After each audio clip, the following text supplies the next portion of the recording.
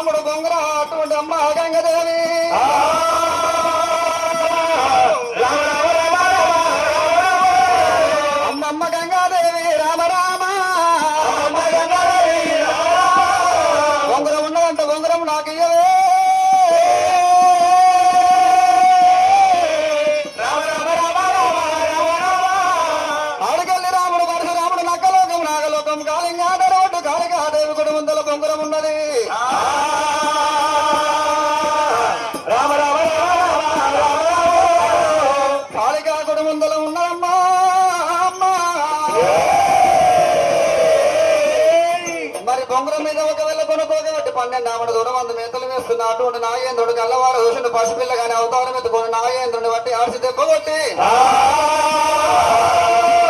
ప్రాణము తీసి ఒకవేళ కనుక బొంగరాన్ని తీసి గగన మారిగా ఎగిరేసుడు రాముడు చిటికనేలు కొట్టి బొంగరానికి ఆరం పెట్టిండు